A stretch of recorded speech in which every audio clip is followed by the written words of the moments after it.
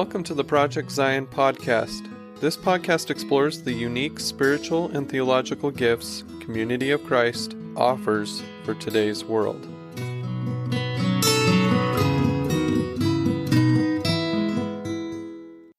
Welcome to Project Zion.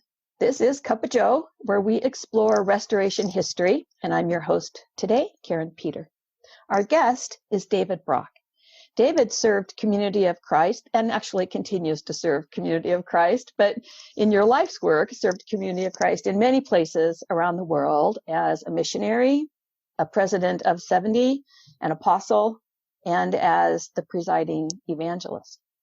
Dave has a Master of Arts in Religion. Dave has taught at the Community of Christ Seminary in both mission and other topics. Dave is a lover of words. I know this because he used that phrase one time to me. And we might simply say he is a poet. So welcome, David. Thank you. Thanks, Karin. Good to be here. Well, it's so good to have you here. We're going to talk a little bit today about your lecture that was one of the lectures in the Historic Sites Foundation Summer Series. And yours was titled Life and Legacy of Edward Ellsworth Guy, Smoke Jumper and Humanitarian, which captures one's imagination right off the bat. So Ed Guy was a missionary and church planter in Mexico, Honduras, El Salvador, Guatemala, perhaps other places we'll learn, but he was much more than that. So if you could introduce us a little bit to Ed, who was he? Where's he from? And why did you present a lecture about him? Okay, well, happy to respond to those questions. Let me start with the last part because this lecture originally grew out of our spiritual formation and companioning program, in which one of the sessions we spent almost entirely on looking at Christian mystics through the years, and in some ways trying to express the value and importance of mystics and to do away with a lot of the misunderstandings about what a Christian mystic is. But as we were looking at people like St. John of the Cross and Teresa of Avila and Henry Nouwen and Meister Eckhart and on it goes, we decided that, there have to be mystics in our own faith movement. And actually in this huge series of Christian mystics, Joseph Smith is one of the volumes.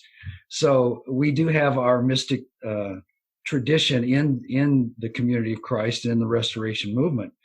So my sense was that though Ed is primarily known as being a missionary, being a fighter for justice, standing up for the cause of the poor, etc., that was really born out of his own intimate relationship with God or with Jesus. And so that was the reason for this project. So, I kind of divide Ed's life into two parts. One is his growing up years, his educational years, and then his move to the Texas-Mexico border. And from then and from there, ever after, his life was south. It was either in Mexico or Central America primarily.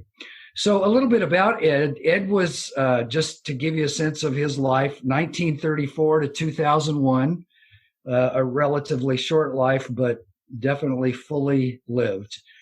He was born in Santa Monica, California, but lived in quite a few places because his dad, who was actually English by birth and then moved to Canada as a young man, but became an airline mechanic and spent the rest of his life in the United States. And they moved a lot because he was working for TWA and actually with the government during the war years, during World War II. And so they moved from California to Oregon to Washington, D.C., and Kansas City, Missouri, which is actually where his dad met Ed's mom. And they were married there in Kansas City.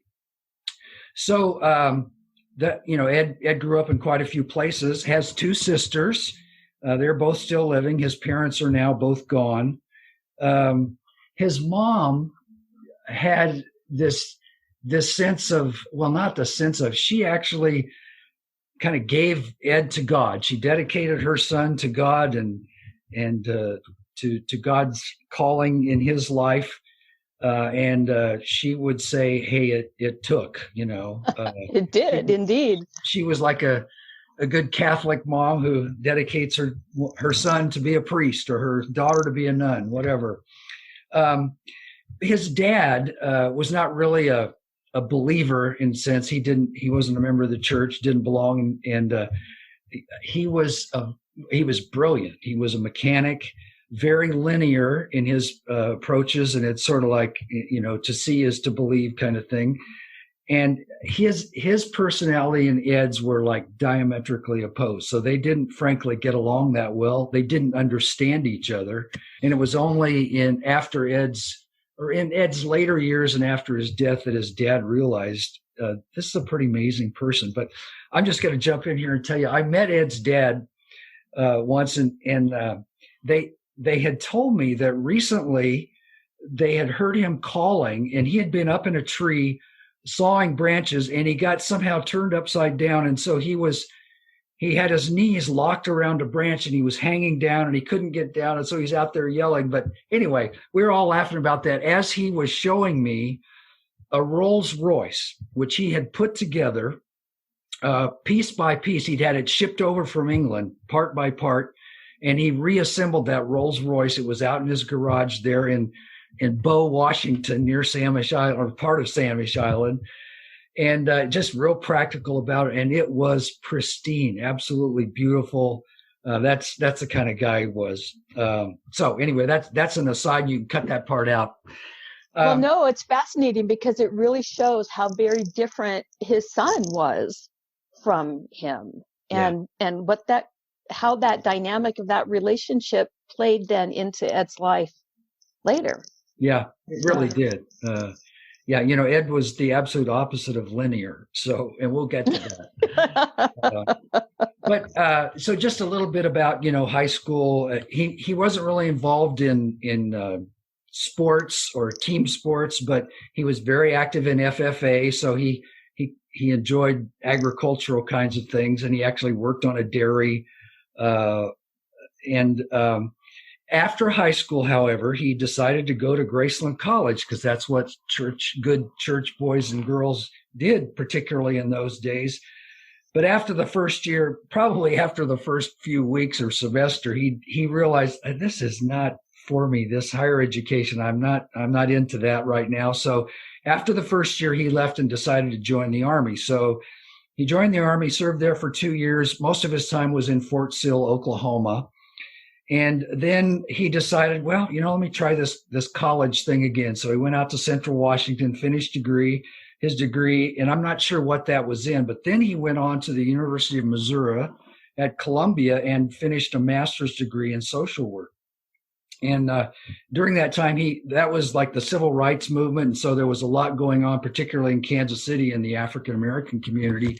So Ed did quite a bit of his practice of social work in that area. So he got to know a lot of the leaders of the civil rights movement and got pretty engaged in those kind of things. And then after his graduation, he'd always had a sense of call to the peoples of the Book of Mormon. And his sense was, Mexico and South. So he went down along the border where we had missionary families living primarily on the North American side, just across the border, like in Brownsville or McAllen. And then they were planting congregations in like Reynosa and Matamoros. And so Ed kind of worked as a volunteer there, began to learn Spanish. And as this was no surprise, Ed started working with youth gangs there. And when I first went to Mexico in 1974, the end of 1974, one of those former gang members was studying in Saltillo, Mexico, where I went to work and study. That's another thing. But Guadalupe had been taken out of, Ed had saved him from gang life. He joined the church and came to Saltillo to go to university. So right from the beginning of his work in Latin America, or Mexico and Latin America, that's the kind of thing he was engaged in. So then my aunt and uncle actually had started a medical mission in Honduras back in the late 50s, which is known as La Buena Fe. And that's where the church really got started in Central America. And there were opportunities to go and work there. And so Ed went to La Buena Fe and kind of on his own. This wasn't church sponsored in those days. He began to work in La Buena Fe.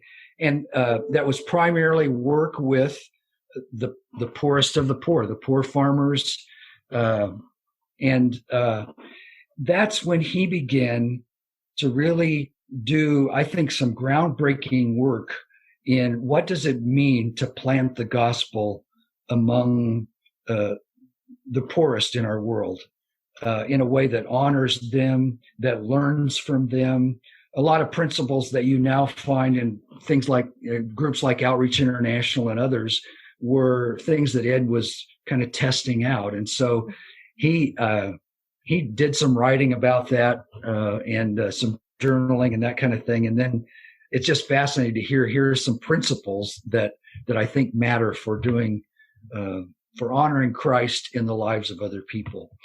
And it was not the kind that was always well accepted by, frankly, some of our North American missionaries or people who were kind of taking charge of La Buena Fe. And I'm not putting blame or saying who was right or who was wrong, but it caused some conflict and perception. But I think over the years we would say, hey, Ed was doing some groundbreaking work that we now just kind of take for granted in the ways that we indigenized and do mission, as I guess I would say it. So Ed spent quite a few years in Honduras, and then, as most of you know, late 70s, early 80s, and there was a lot of civil conflict in Guatemala and in El Salvador. And so we had an opportunity to plant the church in El Salvador through some Mormons who were inquiring about our church. So Ed became kind of the primary missionary to go and really help develop leaders and plant the church in El Salvador. And it was, of course, during that time that the Civil War was happening, and it was terrible. I don't have to say that to folk, but so Ed actually began to work with folk who were targeted for killing, and in some ways kind of did his own little underground railroad, to get people to Canada and that kind of thing. So I'll stop for a second. Let's explore that just a little bit, because some of our listener base might be young enough that they are not aware of what took place in Central America and El Salvador and other places. So when you talk about civil unrest, even just saying it was a terrible civil war doesn't even begin to cover what took place. Yeah. Well, what people may be aware is a person who's now considered a martyr, Oscar Romero, was a priest there and had actually begun as a fairly conservative, not engaged in society kind of person, but he began to see all the injustices that were happening in El Salvador, began to speak out. And because he spoke out, frankly, the government soldiers killed him. And during that same time, 6 Jesuit priests were murdered for similar kinds of reasons, because they were standing up for the poor in the nation and those who were marginalized. So that kind of thing was going on even all around Ed. In fact, he could have easily been targeted. So it was a terrible time, and led to some things I'll talk about maybe a little later about him working with families of those who were disappeared in El Salvador and in Guatemala. But you're right, Karin, it was a horrendous time, brutal, costly. Well, let's go ahead and move to Ed's experience there, because he had gone to Central America because of the mission, the medical mission that was there, but his own background with the civil rights movement, the injustices that he dealt with at the border when he first moved there, that led him directly into the middle of this. So let's talk about that helping get people to safety aspect of EdCup. Let's talk about what that looked like. Okay. Well, and I might preface that just a little bit by saying, I think from my understandings of Ed, even as a child, he, that it's justice, people deserve to have justice, and he could get really angry if he didn't get his own justice as a child, but later on it was like for others. And then there was a spirit of, how do I say, I want to say adventure in Ed. Like his years as a smoke jumper are fascinating. And there's actually been like a fairly long article written by one of his smoke jumping buddies about how much Ed enjoyed that, and then working on a fishing boat up in Alaska and those kind of things. So these are high risk behaviors. Yeah, high risk kind of stuff. But undergirded with that sense of what's right and what's just for people. And if they don't get their justice, then it made him angry, and it made him want to fight in the proper sense. And so to get to your point, I'll wander around a little bit, but I just want to tell you an experience I had where some of us went to a village on the edge of San Salvador, and just met some folk who Ed had brought into the church. And as I recall, I'm pretty sure Ed was not with us that day. And so we're sitting around talking, and they're beginning to tell all these stories about what Ed did for them during the conflict and how he was just fearless because, the war was going on. And so Ed would either negotiate with the soldiers or with the rebels to get past them with food to take it to people in this village. And so they would talk about how he risks his life with this. And then one of the most famous story, I just sat there with my mouth open that day, just listening to all the stories about things Ed did during that time. But one of them, and Ed actually told me this one too, but others corroborated. So Ed is in one of those situations where he's between the rebels and the army, and they're fighting it out. They're shooting at each other, and all of a sudden, I think a rebel's arms, his rifle jammed, and a soldier was going to shoot him. And Ed stepped out into the street and said something to the effect that by the power of God, do not shoot that man, or something like that. And the guy just turned and ran, and so Ed basically saved the life of the other man. But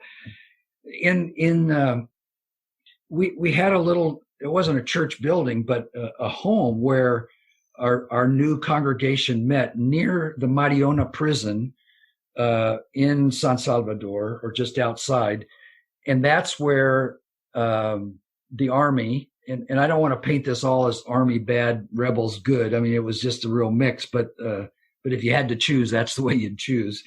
But they would come and they would take prisoners there and just kill them outside the prison.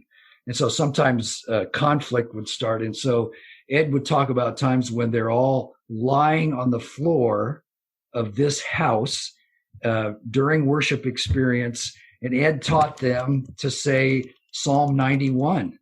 And so they would repeat Psalm 91 lying on the floor of the house while bullets came through. Or one time a soldier came while they were in worship and just with his gun stood at the back of the worship, and they were all scared to death. They said, well, we'll just keep worshiping. We'll just keep worshiping. So, and they prayed for the soldier, and they prayed for the war, and they prayed for the rebels, and he finally left. But it was a very tense moment. So that was the kind of circumstance in which Ed was working and our members were living. But to get to your point, and so in his work with like a pharmacist and a doctor and some others, there was recognition that as they helped the rebels, then they were targeted because they were giving medical treatment to these folk. And so Ed began to work with others and help to get some of those folk out of the country. The U.S. was not very good about receiving folk in those days, so they get them through the U.S. to Canada or around the U.S. to Canada. So there were literally several people, I don't know how many, but that Ed was involved in helping save their lives during that time. So by the time I got there, the war had pretty well finished, but the lack of trust and the retribution and those kind of things were still going on. And then what was also happening is, as people who were refugees were returning from Chicago or LA or Miami or some of the cities where they had gone during the war, came back home, well, a lot of the youth were now part of gangs and involved in the drug trade. And so they brought terrible chaos and violence back to this city, this country that doesn't have good police force. The systems weren't working. And so those gangs would just cause all kind of havoc, not only in the city, but in the smaller villages where they could go and kind of take over. So it was really a tough time. And Ed was just in the midst of all of that. So that's kind of that part. And he also worked with what's the Canadian Outreach International, World Accord. He worked with World Accord primarily, and some with Outreach International to start projects with Marina del Merino out in the refugee camps and that kind of thing. So. And then began to get involved in Guatemala with those whose families had been disappeared during the civil conflict there. So a lot of kind of dangerous things he got involved in. So that's one element of his life. But then there's the whole kind of missionary and pastoral role as well. Missionary and pastoral and mystic. So you mentioned that earlier. My favorite quote from your lecture referred to his memorial service. I think it was his brother-in-law was talking about him, and said that Ed was a poster child for the dangers of caffeine. And I immediately felt a kindred spirit with Ed's spirit there, being a similar person. However, Ed's energy is what the brother-in-law was referring to. He just had this constant energy that allowed him to be present with people, to be concerned about all people, and this pragmatic / mystical relationship with God that you mentioned earlier, that this whole lecture came about because you were talking about mystics in the tradition of the church. And Ed was very much a mystic, but not in your classic sense. So let's talk about that. Well, it does seem appropriate, Karin, that when you're talking about Ed, and you're also on a podcast called Cuppa Joe, that you make I'm drinking my coffee as we speak. Making a connection with coffee. So I'll start with a personal story. I was in Honduras for their first youth camp in our church back in 1978, I think it was January of 78. And at the end of the youth camp, Ed asked if Thad Wilson and I would like to accompany him up the mountain on a Sunday morning really early to El Carreto for a worship service. And of course, I'd never been to Honduras, and this is the place where my aunt and uncle started things. And so I'm all excited. I go, sure, Ed, let's do it, Thad, having lived there and worked there as a nurse for a while, kind of knew, oh my gosh, what are we going to get ourselves into? Well, it was a 3-hour hike up this mountain, and it rained the night before. And so it was like 2 steps forward and slip back a step. And about 3/4 of the way up the mountain, I'm just going, are we going to make this? And anyway, so we get up to El Carreto, where our kind of the key family that got the church started there, or we planted through them. We gathered at their house. It was cold and kind of cloudy because we're well up into the mountains, and they were coffee raisers. And so, they planted, they harvested, they roasted, they dried, all that, made their own coffee. And, I grew up as a boy who you don't drink coffee. Back in the day. And all that. And that was the best cup of coffee I have ever had in my life. And I'm sure part of it was the newness of it and how cold I was, but it was freshly brewed coffee right there. But yeah, Ed, just all across Latin America, you don't live without coffee. You just don't. That's not an option. And so Ed could drink a lot of coffee, and it was a way to, particularly as he got older and began to have congestive heart failure is really what the issue primarily was, among others.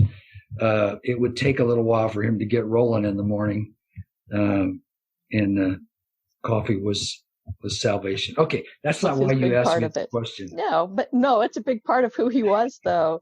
Oh, so his energy. Yeah, his energy, and the fact that he doesn't fit into our classical understanding of what a Christian mystic is, and yet he very much was a mystic. Yeah. Well, I think part of it is, and this is my little speech for why mystics matter so much, is that they're grounded in this sense that what matters most and what gives me the energy for the rest of my life, in a sense of where I'm called to, is an intimate relationship with God.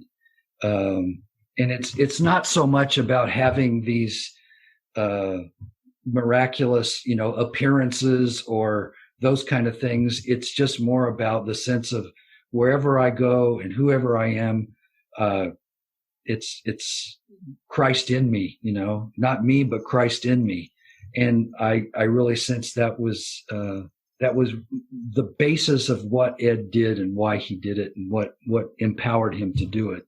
And because of that, it was because of that he, like an Oscar Romero, could stand in the breach and say, this is where I stand. This is what Jesus stands for. And, if I have to pay the price, I'll pay the price.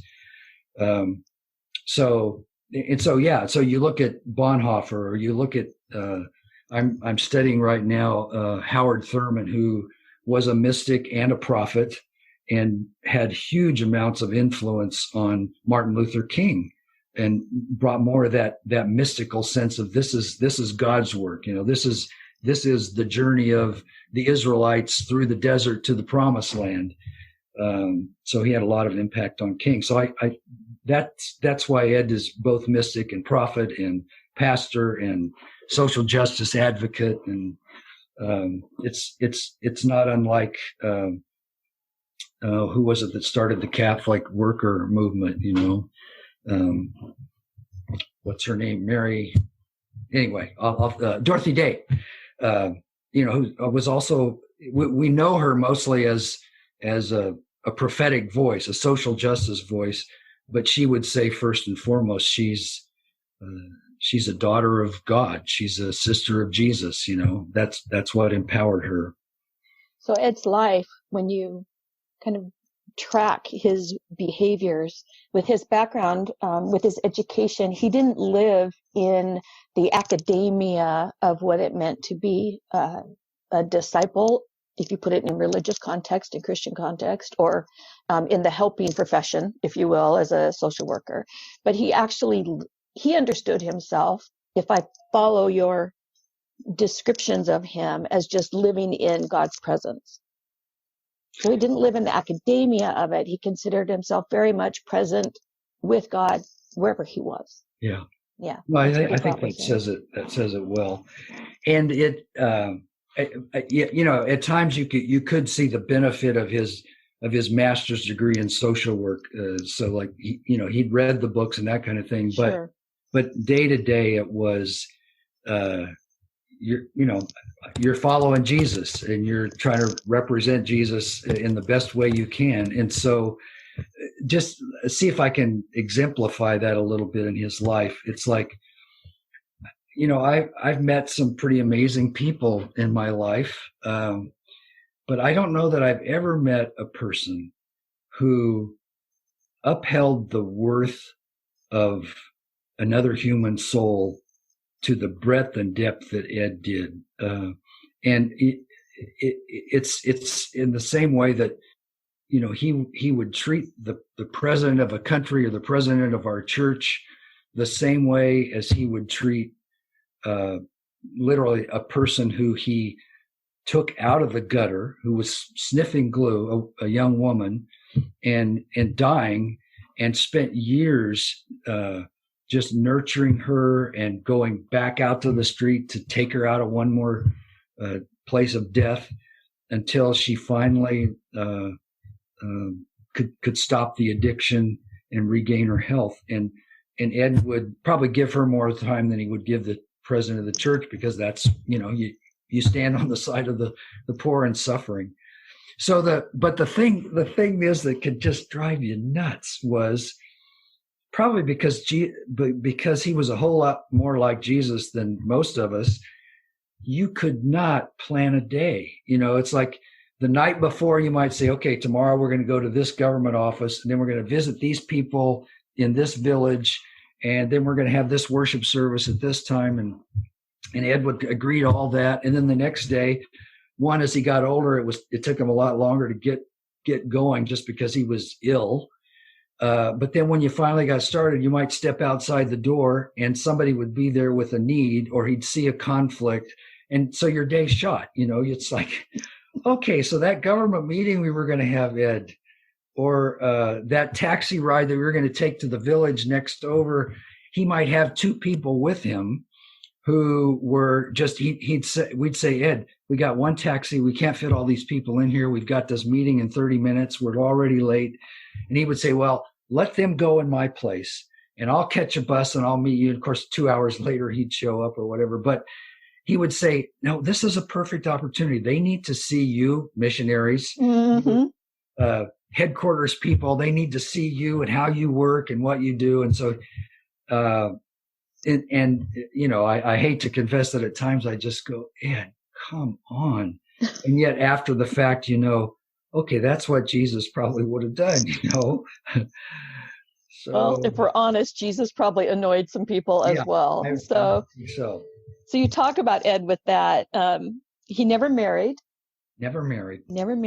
And I think you said he was never on time. Those were some of the aspects of him. And that could be difficult for if you had administrative responsibilities for an area in which Ed lived, which you did at different times. But he served for decades. Yeah. I mean, he was a renegade disciple for decades. Yeah. I'm not sure how to say it better. He really was. The interesting thing is that after he left Honduras, where the church, when he went on to El Salvador, and that's where El Salvador and Guatemala is where he finished his career and his life. But as the local ministers in Honduras look back over Ed's legacy there, they became much more appreciative to say, Ed taught us this, or Ed would do these kind of things. He, back to the energy question or concept, like Ed, he might go, let's make this up, but it's true. He would go, arrive late on a Saturday night into San Pedro Sula, where we really didn't have many members because we were a rural church, village church, but we got a plant in the city. And so he might preach there in the morning, have lunch with somebody, administer to somebody, baptize somebody, whatever. And then he'd get back to Lake Yohoa. Who knows quite how? He might get a bus or he might just hitch a ride or something. And in late afternoon, the water would get really agitated. It seemed to happen every day kind of. And he'd row across the lake and get there in time to do an evening service at Horconcitos or El Mogote or whatever. And then sleep on the bench, these narrow benches in the church, just stay there the night and sleep there the night if there were no other place to go. And then be back at work in helping the farmers or whatever he was doing on Monday morning. And he'd just do that time and time again. And the local people saw how much energy and time he gave to that and how he introduced the church and planted the church in places. And the church in Honduras has grown well. And, I think some of us would say, Ed sometimes was, he had such a big heart that at times, rather than teach people how to fish, he would feel so bad about them, he'd go fish for them, so to speak, and rather than liberate them. Well, how do I say that? I mean, he was always liberating them in many ways, but sometimes he just wasn't tough enough to demand, you can do this on your own. Now do it, But he just had so much compassion. Yeah. So I was lucky enough to meet Ed a couple of times when I was growing up. You mentioned his parents were up at Bow, Washington, where the church campground is on Samish Island. And he would come home to visit. And it didn't matter what was happening at the campground. It could be a youth camp in the middle of a worship service. It could be a women's retreat in the middle of whatever. And he would just show up in the dining hall and everybody would be like, oh, Ed's here. And he would sit at the fireplace on the hearth and people would just kind of pull up chairs and he would just start sharing stories. And then he would disappear and he'd be like, oh, where'd Ed go? Well, he's gone again. Yeah. That's just how it was. No, that very well fits the Ed that I knew. Yeah. I will say here that here's kind of a principle that I think is important particularly for those of us in leadership roles, and that is that a person like Ed, who was a maverick or used a different term, if they don't have an advocate in the system, then everybody loses. Ed would have lost some of his abilities to do what he did, but there are two people who I would say really stood in that place for Ed within the church. And one was Lloyd Hirschman, who was the apostle to Latin America and made some major adjustments to bring Ed more onto the team. And then Darrell Mink, who was the regional administrator in those days, was very much a colleague and friend of Ed. And without their support, Ed wouldn't have been able to do what they did. But he took them to places they never would have chosen to go, just because of that deep sense of call. You follow Jesus, and we'll take care of you. You having been a missionary and a 70, you know that we like to do that to administrators now and then. We like to take them into places they might not want to go. I heard that about 70. Yes, definitely. So Ed was one of the first recipients of the church's International Human Rights Award. And you shared that was in 1994. And that was because he did have this lifelong passion for justice. Anything you want to tell us about that? How did he react to getting that award? Do you know? Oh, I think I'll start there. I think Ed wasn't one to look for accolades ever, and he would shy away from that. But I think that recognition before this community that was his life, the church was, it was his village. It was where he was nurtured and grew and had his sense of identity. So when the church acknowledged that, I think it was huge for him. He wouldn't have told anyone else about it or, lifted that up. But in part because he had been, that scripture about how sometimes we were wounded in the house of our friends. Well, Ed had been wounded because kind of like his dad, people didn't get Ed. And when you're doing prophetic things, ahead of your time kind of things, to finally be acknowledged for that. I guess without making a direct tie, it's like, during the years that Martin Luther King was active, a whole lot of people wanted him out. They wanted him done away with. They wanted him out of power or whatever. They wanted him to quit messing things up and disturbing people and riling up people when things were just fine. Well, now most of us, even if we felt that way back then, now King's wonderful. Well, finally we acknowledged that Ed Guy was a unique individual. And so I'm not sure quite what to add from what I said before about the social justice work. He risked his own life to save people during the time of war. He risked a lot to get people to safety in another country.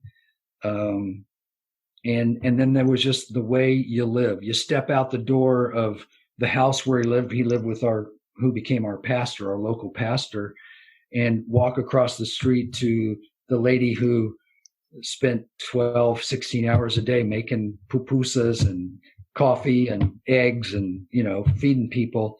And he would just, across the street, she valued most. And he would be there to encourage her and stand up for her and speak for her and take care of that lady who I mentioned, who he took out of the gutter and nurtured back to life in a real sense, until she finally became a mom of a sweet little girl. And it was just the way he lived. And then he began to work with this organization called FAMDEGUA, which was Familias de Guatemala, which was really for those who had disappeared. They'd been murdered. A whole village would be murdered, and they'd throw everybody down a well and cover the well up. And so he was engaged in that. In fact, that's where he was at that organization in Guatemala City the day that he died. He had just come out of a meeting there and had a heart attack on the street and died. Which is where he would have wanted to be. Yeah, exactly. And then, it did, oh gosh, this is like a movie, but it's not a movie. It should be a movie. So Ed dies on the streets of Guatemala, and somehow I don't know if he was with somebody from El Salvador at that time. So the word gets back to El Salvador, to our members there, and to some members in Guatemala. So they gather in Guatemala City to take the body and to have a service, but they have no money. And so they kind of behind the scenes with one of the workers at the funeral home, they said, what if we just rented a casket for a few hours so we can have this service? So they rent a casket for like 2 hours to have this service. And then, back goes the casket, and some body is then placed in a casket that they have no idea has been used before. But Ed would have gone, yeah, that's what you should have done. Pay however many shillings or lempiras or whatever it is in pesos, and have your service, and then don't waste any more money on me. So yeah, a fitting memorial. Fitting way to honor and end his life. So what would you say would be Ed Guy's life? What would you say is most important to remember about him in the life of Community of Christ? Well, the obvious first one, which we've already talked a lot about, but the worth of souls is immeasurable, is great. God is within every human being, would be kind of the centerpiece for me. I do think that Ed, in his own way, was one of those pioneers, if you will, who began to shape truly an international church where you recognize that you're not taking the gospel to the world, that you are carrying your own experience of God into new places, and a whole lot of your job is to discover God who's already present, and then show the people this is what you're giving the world. This is your value. These are your gifts. And I don't want to put rose-colored glasses on here. I mean, Ed, the first time I met him, after I'd had that cup of coffee up in the mountain, we went back to La Buena Fe, and we stopped at a little village on the way, and there had been a knife fight at a wedding the night before. And so Ed just stopped there to address the violence in this village before it exploded and kept growing, So that wasn't a perfect place either. There were a lot of difficulties there that he would just step into the breach. So our calling to peace and reconciliation and healing of the spirit, Ed was living that out in the real world there, very much so. So you have traveled across the globe with your life of ministry in Community of Christ. How has Ed Guy's life shaped your ministry and your discipleship? Well, I think it might be important for me to confess here that I want to say this carefully, but I'm a doubter in the sense that I've got a lot of questions about things. You know, I've been reading the book of Job recently, and it's like, you know, the questions that Job has, sometimes they're my questions, like, come on, God, why? You know, my life's okay, but look at all these poor innocent people who are suffering, or look who's in power now. Good Lord, where are you? But somehow, Ed, and this was true of my Africa experience as well, but Ed believed. I mean, it was like, it was almost a naive faith, you know? It's like, Jesus heals. Well, I can tell you stories where you just go, oh my goodness. And I remember one time we got in a difficult situation and we were complaining, and I won't say other people's names. I'll just say I was complaining, but others were complaining too. But and Ed just stopped us and he said, you guys, this is the Lord's work. So we just need to stop here and pray, because God answers prayer. And so we're on the side of a mountain pushing a pickup up the mountainside, and Ed's telling us to pray, and we didn't want to pray. So we said, you pray, Ed. So Ed prayed, and before long we got to the top of the mountain, we got to safety, and he stopped, and we had to pray again, thanksgiving for God getting us out of that mess. So it's like, you know, God was intimate. God is present. And that's, I think, you know, Ed might have saved my faith at times when I would doubt or struggle. And, you know, I've met a number of other people, particularly in Africa, who I would just think, how could you have hope? How can you believe? Mm-hmm.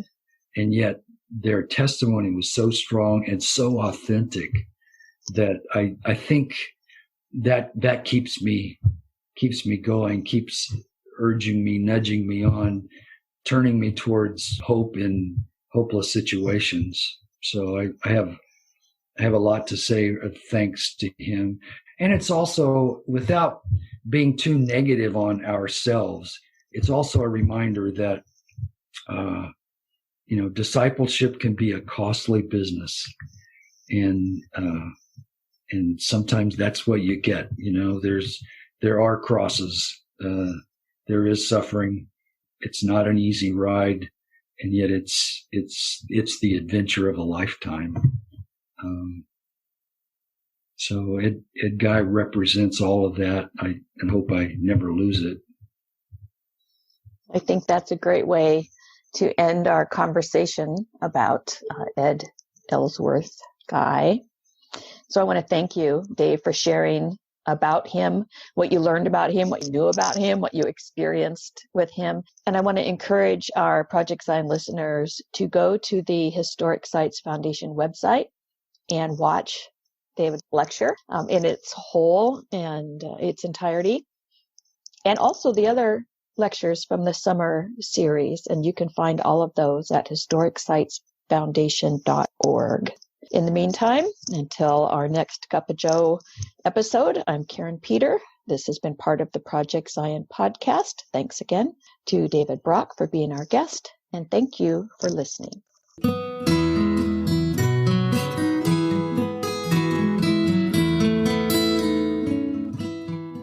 Thanks for listening to Project Zion Podcast. Subscribe to our podcast on Apple Podcast, Stitcher, or whatever podcast streaming service you use, and while you are there, give us a 5-star rating. Project Zion Podcast is sponsored by Latter-day Seeker Ministries of Community of Christ. The views and opinions expressed in this episode are of those speaking and do not necessarily reflect the official policy or position of Latter-day Seeker Ministries or Community of Christ.